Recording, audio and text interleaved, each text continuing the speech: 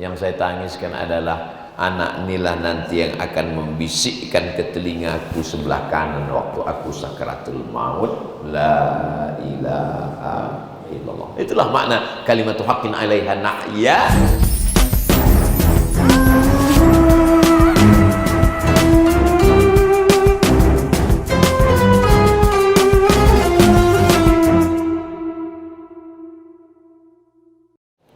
Anak raja memakai katun. Katun dipakai di kota Jakarta. Saya tidak lagi berpantun karena sudah dihabiskan Pak Wali Kota. Itu sekedar membalas saja. Karena kata orang pantun mesti berbalas. Anak raja duduk berinai. Sedap pula rupanya Bu pantun ini. Lupa yang sambungannya. Anak raja duduk berinai di atas tanah ada anai-anai. Sudah lama berjalan ke negeri banyak sungai, tapi belum ada seindah sungai Andai. Masya Allah, tabarakallah. Ini tausiah apa balas pantun? Yang sama-sama kita hormati Bapak Wali Kota, Bapak Wakil Wali Kota, Bapak Ketua DPRD, Bapak dan Lanal, Bapak Wakapolresta, Bapak Wakil apa tadi banyak betul yang mau diabsen, Kepala Dinas, Kepala Badan, Kepala Kantor yang ada kepala maupun tak berkepala, Bapak Dandim, hadirin hadirat, para habaib, bil khusus saya sebutkan Habib Ibrahim Ba'abud dan para zuriat Rasulullah SAW yang tak dapat saya sebutkan satu persatu, tokoh masyarakat, Bapak Haji Hasbullah, kalau disebutkan satu-satu bisa sampai subuh baru selesai. Hadirin hadirat, muslimin muslimat, mukminin mukminat yang belum kawin dan belum bersunat, semuanya dimuliakan Allah Subhanahu wa taala. Amin ya rabbal alamin. Saya merasa amat sangat terhormat dan dimuliakan pada kunjungan safari dakwah di Kalimantan Selatan. Saya datang kemari setahun sekali dan kebetulan bertepatan hari kebahagiaan bagi kita semua, yaitu milad hari jadi kota Banjarmasin yang ke-496. Maka saya pun ikut berbahagia, karena berbahagia melihat saudara kita bahagia itu adalah bagian dari iman kepada Allah Subhanahu wa taala. Ada orang yang sifatnya in tamsaskum hasanatun tasuhum. Kalau mereka melihat kamu bahagia, mereka susah hati. Wa in tusibukum sayyi'atun yafrahu biha. Tapi kalau kamu dapat musibah, mereka senang sekali. Itu bukan orang beriman. Melihat orang Banjarmasin bahagia, saya pun ikut berbahagia. Inilah tanda iman. Mudah-mudahan saya diakui sebagai orang beriman kepada Allah Subhanahu wa taala. 496 tahun, 4 tahun lagi setengah milenium. 1 abad 100 tahun. 1 milenium 1000 tahun. 500 tahun setengah milenium. Karena sekarang kita sudah memasuki milenium yang ketiga, 1000, 2000, 3000. Maka generasi yang muda belia sekarang disebut dengan generasi milenial. Jadi banyak anak-anak muda ini ketika ditanya, kalian ini milenial? Iya, artinya apa? Entah. Dia nggak tahu.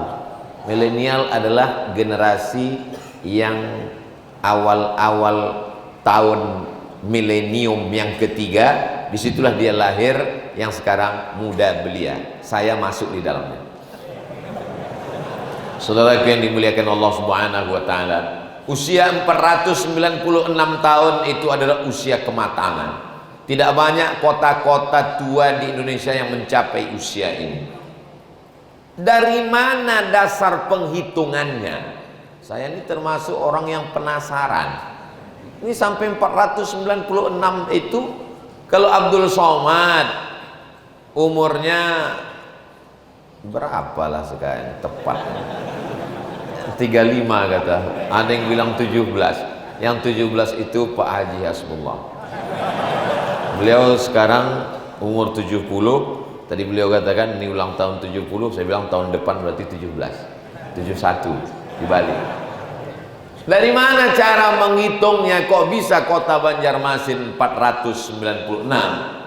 Ternyata dihitung tahun awalnya itu adalah dari masuk Islamnya Sultan Suryansyah, berdirinya kerajaan Banjar yang berdasarkan la ilaha illallah Muhammadur Rasulullah sallallahu alaihi wasallam.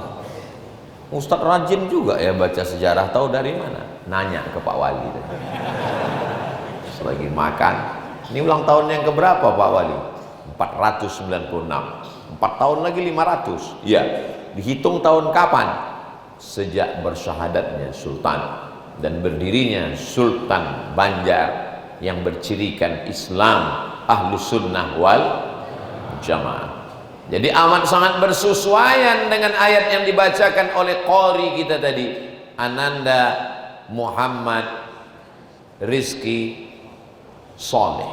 Muhammad nama Nabi, Rizki beliau adalah rezeki bagi kedua orang tuanya yang buat kita semua. Soleh beliau sesuai dengan doa Rabbi habli minas solehin. Nama adalah doa dan terbukti doa terkabul. Beliau menjadi qari. Kita menikmati bacaan. Mudah-mudahan anak-anak kita menjadi qori-qori seperti beliau. Apa ayat yang beliau baca di pangkal awal ayat yang pertama tadi? Walau anna ahlal qura, seandainya negeri Banjarmasin ini penduduknya amanu beriman, wattaqau bertakwa.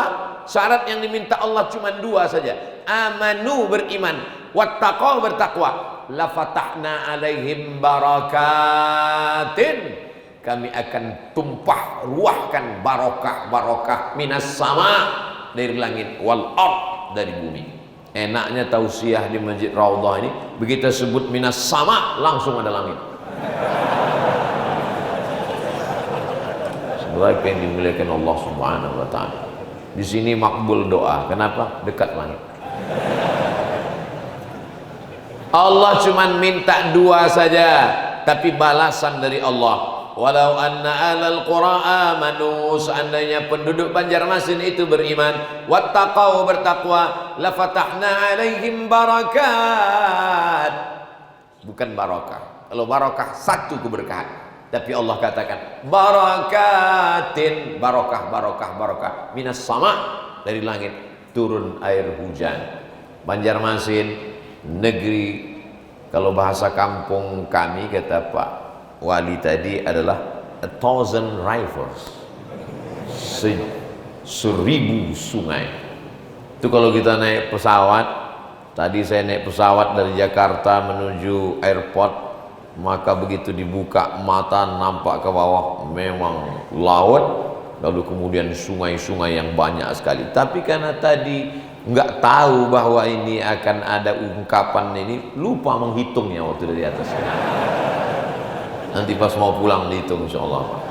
Tapi tentu kata 1000 itu bukan angka nominal, tapi yang dimaksud 1000 itu adalah banyak. Sama seperti Allah berkata Lailatul Qadri khairum min alfi syahri.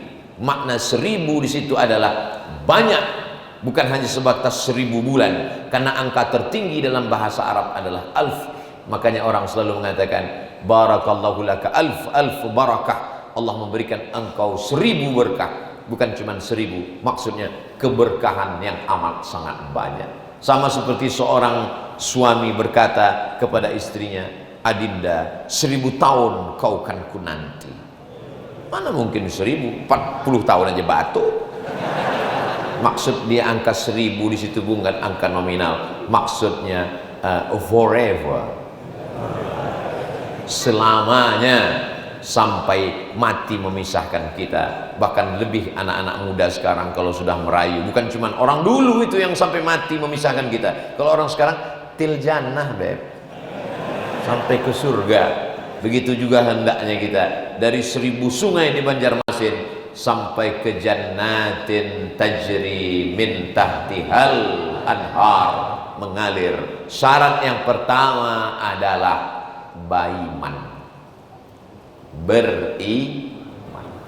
Ada orang yang amalnya banyak, sedekahnya luar biasa, infak zakat wakafnya masya Allah tabarakallah, tapi kalau tidak ada iman, adakah itu bisa dibawa bekal menghadap Allah Subhanahu wa taala?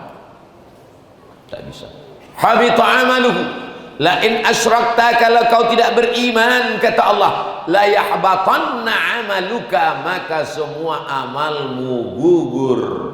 Lihat pohon kayu, daunnya rimbun dan rindang, tiba-tiba datang musim kemarau, datang angin berhembus kencang, yang tinggal hanya batang kayu dan ranting-ranting, daunnya gugur ke bawah. Begitulah amal kita akan gugur ketika tidak ada iman dibawa menghadap Allah. Makanya selesai tahlil, afdalul dzikri fa'lam annahu la ilaha illallah, la ilaha illallah. Selesai tahlil, apa kata imam, apa kata habib, apa kata tuan guru?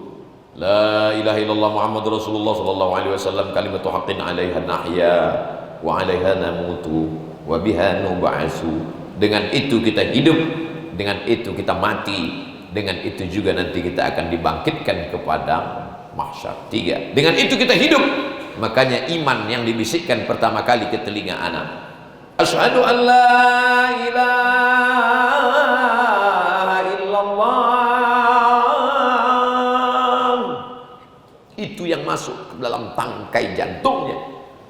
Nabi mengazankan cucunya Sayyidina Al-Hasan, Sayyidina Al-Husain, kedua-duanya anak Sayyidina Ali karramallahu wajhah, anak dari Sayyidatuna Fatimah, anak Sayyidina wa Maulana Muhammad sallallahu alaihi wasallam. Hadisnya ada dalam Sunan Tirmidzi. Apa kata Imam Tirmidzi? Hadisun hasan. Siapa yang mengatakan azan untuk telinga bayi tidak diamalkan, berarti dia menolak hadis hasan. Padahal ahlu sunnah wal jamaah sepakat hadis sahih dan hadis hasan, tidak ada ikhtilaf untuk menerimanya. Maka anak yang baru lahir diazankan. Tapi bagi bapak ibu yang belum mengazankan anaknya, tidak usah diazankan lagi pulang dari pengajian ini.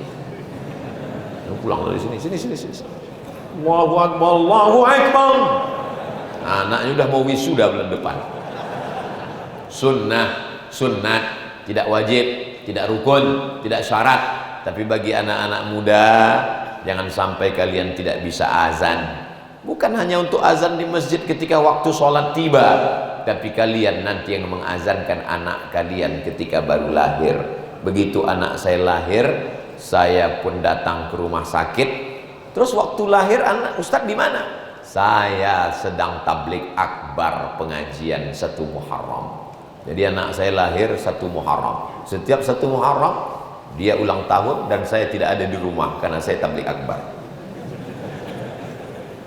Pas dia lahir 1 Muharram, selesai tablik akbar, barulah saya datang ke rumah sakit, nggak pakai peci, pakai baju kemeja, datang sama bidannya. Mana anak yang lahir tadi? Sebentar ya bang, kata dia. Dia panggil abang pula. Lalu kemudian dia tanya, bisa azan? Kata dia. Nanti anaknya diletakkan di sini, di kepalanya sebelah kiri, terus azan ke telinga sebelah kanan. Saya pun azan. Allahu Akbar, Allahu Akbar. Tapi tidak sekuat itu. Kalau untuk bayi sekuat itu terkejutlah dia. Azan untuk bayi tak sama dengan azan untuk sholat. Bunyinya sama, tapi tekanan suaranya tidak. Allahu Akbar, Allahu Akbar. Walaupun anak itu lahir subuh, azannya tetap azan maghrib. Dan nanti anak lahir jam 5, as-salatu khairum minan naum. Kata anaknya enggak segitu juga kali. Meleleh air mata saya waktu mengazankan anak itu. Tak sampai azan itu ke ujung, hayya 'alas shalah. Apa yang Ustaz tangiskan? Yang saya tangiskan adalah anak inilah nanti yang akan membisikkan ke telingaku sebelah kanan waktu aku sakaratul maut, la ilaha illallah. Itulah makna kalimatu haqqin 'alaiha nahya. Di awal kau hidup, aku yang membisikkan, wa 'alaiha namutu. Di saat aku akan mati nanti, kaulah yang akan membalas. Kami sebagai ayah, sebagai orang tua, tak minta kalian belikan mobil mewah, tak minta kalian buatkan rumah yang megah, tak minta apa-apa dari kalian, nak. Tapi kalau kalian kasih, kami nggak nolak juga. Yang kami inginkan hanyalah saat kami mati nanti, kau yang membisikkan ke telinga kami sebelah kanan, la ilaha illallah. 500 tahun kurang 4 tahun, 496 tahun negeri ini, kota Banjarmasin masih tetap beriman. Apakah terlintas di pikiran Sultan Suryansah dulu bahwa anak cucunya, generasinya 500 tahun akan datang beriman? Pasti dia yakin ini adalah doa para wali-wali Allah. Karena ketika itu beliau mendapat pasukan dari Demak, dan kita tahu Demak negerinya wali-wali Allah, berdatangan wali Allah itu datang menolong pasukan Raja Sultan Suryansah. Lalu kemudian sampai hari ini negeri ini bertauhid, beriman. Kalau tak beriman tak mungkin Ustadz Abdul Somad datang. Dan dari pengalaman keliling, belum pernah ada daerah di Banjarmasin ini yang menolak dengan baleho, dengan caci maki, dengan sumpah serapah. Tidak ada haters Abdul Somad di Banjarmasin sampai hari ini. Oh, karena ceramahnya di Banjarmasin muji-muji. Lihat tonton ceramah Abdul Somad dari dulu sampai sekarang. Di kampung Abdul Somad sendiri pun Abdul Somad pernah ditolak. Di airport pakai baleho, jangan rusak Sumatera Utara. Padahal kampung saya. Di kampung istri saya sendiri pun dipasang orang baleho. Pagi-pagi keluar rumah, Ustadz radikal, jangan ceramah. Orang saya nggak ada ceramah, datang ke rumah mertua pun begitu kan orang. Tapi di Banjarmasin belum pernah yang ada mengejek, mencaci maki Abdul Somad. Allahu Akbar. Negeri ini beriman kepada Allah Subhanahu wa taala. Lalu kemudian bagaimana dengan Andalusia? Andalusia masjidnya yang besar, negerinya mewah, megah, luar biasa.